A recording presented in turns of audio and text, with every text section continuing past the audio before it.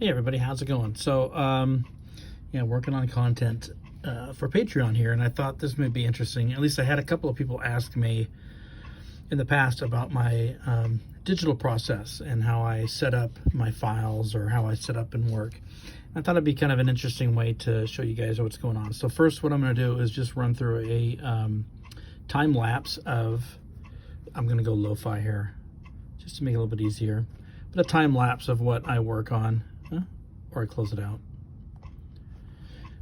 So most of this stuff like this comes from very basic ideas. I had Death by Coffee as an idea kind of hit me, and I thought that'd be fun.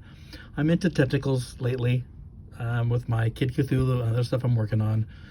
The tentacles have been fun, and so I'm using them as a metaphor for myself of darkness or however you want to perceive it. But so Death by Coffee, tentacles in a coffee cup, it seemed obvious to me, at least to me. So usually like with this, I'm not working off of references when I'm doing my cartooning work. So I've just worked out a basic cup, and then go back in and I start sketching out some of the tentacle locations. Now you can see by this, my first layer, which I'll show you in a little while, first layer is usually just a very loose sketch layer. And I drop the opacity of that layer so that it's not as strong, and then I can start working back over that with line work. Sometimes I'll do this 2, 3, 4 times even to get the right lines in where I want them, or as I'm working on it, I'll decide, hey, I don't like this, I like that instead, and I make those changes.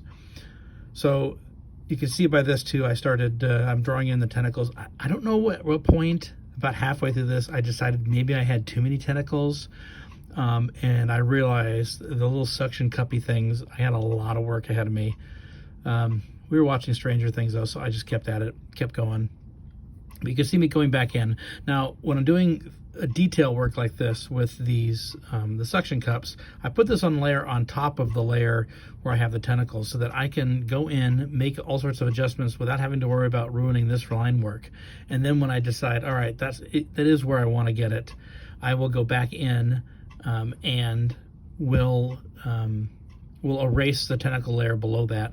Often I will also then, when I'm completely done with it, I will merge those two layers together, so now it's one layer of completed line work, and then I duplicate that layer and then start doing color, so I can just drop in color and adjust it without messing up the line work. So I basically have the line work on one layer, and then below that is the layer where I'm doing all my color work, and I can always duplicate that layer again if I want to for more color, but it gives me an ability to have a layer set in with line work that I'm happy with, so that I have something to work with without ruining it, which you can see I'm working through here. So I'm just backfilling, and I decided that there wasn't enough contrast between the two, so I added in the white to pop this a little bit better, and some dashes and lines here. So the basic colors are all blocked in.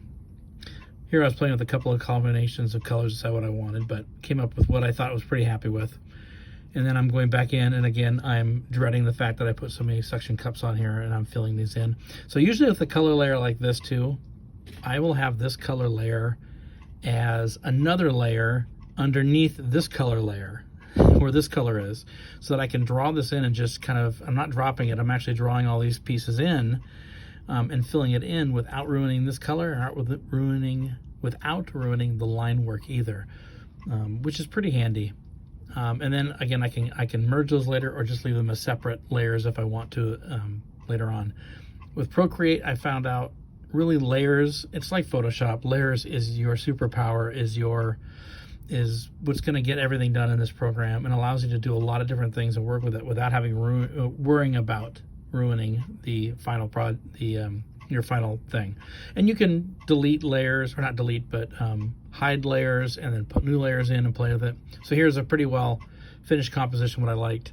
I think I made this purple to begin with, and then realized, oh, the coffee cup doesn't have a handle, I might as well make it a tentacle handle, so I did that. So I'm gonna drop back out of here. I'm gonna go back into Procreate. So I'll show you what I'm working on. So on Procreate, you have all these different layers. So you can see this layer here is my the top ink layer. So it is the finished inks that I didn't end up touching. You can lock these layers as well. I don't always do that. This here is my shadows layer. So this is where I'm going to put all my shadows in. And with this one, you have called Multiply is what I use. And Multiply takes any color and adds it to that layer, darkening it. So I use usually a gray or a tone of gray in my Multiply layers, and that creates all these shadows so that no matter what I draw on becomes a shadow version.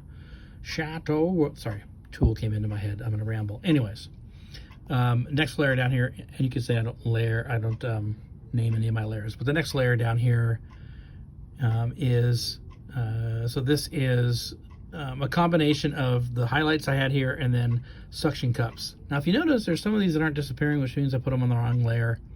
That's kind of common, and you know, it happens.